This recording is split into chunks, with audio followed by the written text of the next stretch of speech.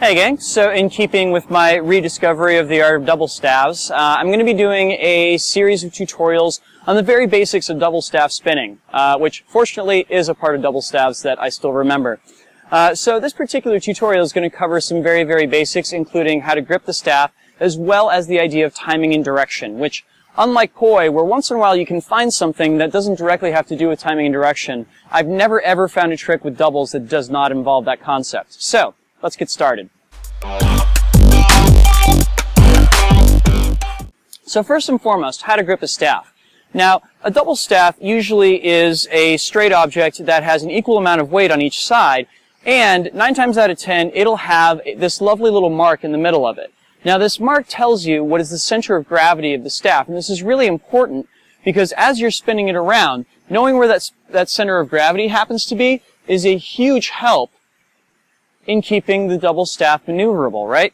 Now, the way I usually like to grip these, and I am of that school of thought that does it more from a grip perspective rather than a finger spinning perspective, not that there's anything wrong with that, but from a grip perspective, what I usually like to do is I'll hold a staff almost like I do a drumstick.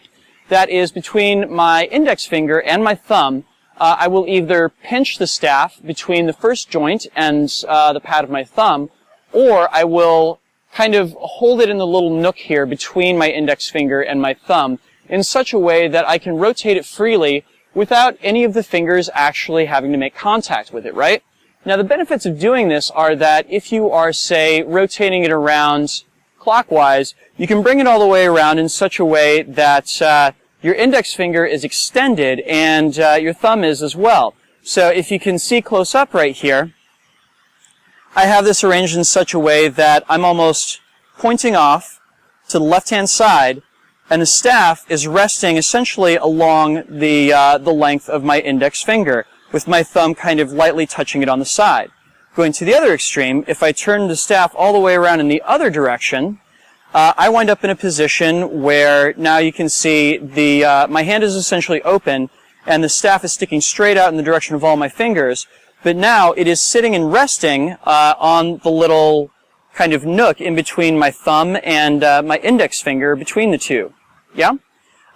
So this grip allows you essentially to switch between these two extremes, which, as you can see, opens you up to, I think it's a full 360 degrees of movement, with the pinky end going around all the way to the left and back around, all the way to the right. So it is it's a little bit more than that. It's 540 degrees of motion.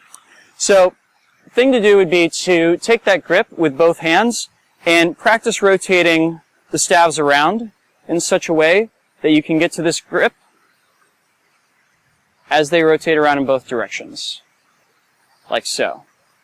And of course, if you want to get tricky about it, you can give yourself a little bit of extra rotation on your way through, right? Cool. So now let's talk a little bit about timing and direction. So timing and direction just refers to the way that we track any two objects as they happen to move around a circle. So for example, both of those objects can be moving around the circle in the same direction, and they can be doing it in such a way that they're always at the same point, or they can move as far away from each other as they can possibly get around that circle. These are the two furthest extremes that we can do with two objects moving around a circle. Because as you'll see, if I move them less than the full, the halfway distance around the circle, they wind up in a right angle. If I move them past that, again, I just wind up with a right angle. The human eye is really trained to look for symmetry, so these two possibilities, where they're as far away from each other as possible and as close to each other as possible, are two things that we're really on the lookout when we see things spinning together. We call these two things, when we're moving in same direction, together time, or split time.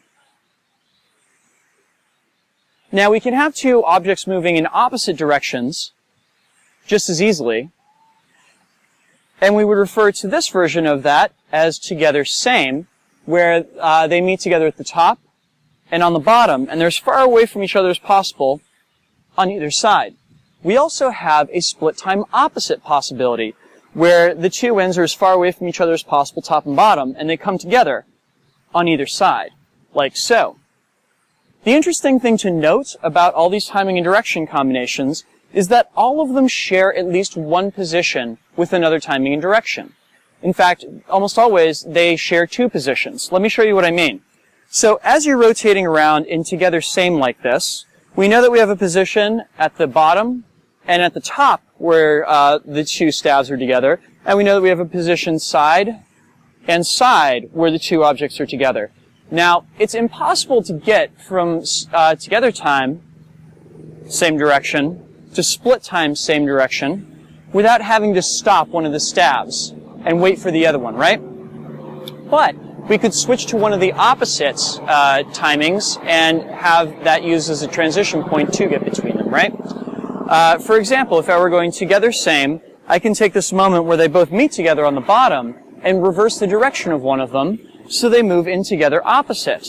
I now have this moment where they're straight out away from each other on the sides to switch into split time same direction. So you can think of this as being something like the circle of fifths in music, how different timing and directions overlap each other. Both together same and together opposite meet together on the top and on the bottom.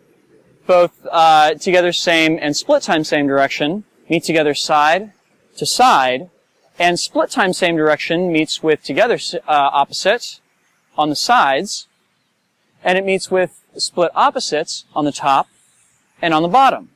So one way to train this is to say, take together same and go around, switch into together opposites, switch into split time same direction, and switch into split opposite, and then switch back into together same. Play around with this and see how the different points where they come together and diverge can be used to come up with different transitions between them. Next week, we'll cover basic hip reels and shoulder reels and how they can be used together. Thanks so much for watching, guys. For more information on timing and direction, I really recommend that you look up some information on the Vulcan Tech Gospel, which has mapped out a lot of these different patterns and how they interrelate to each other. For right now, thank you for watching and have yourselves a great week. Peace.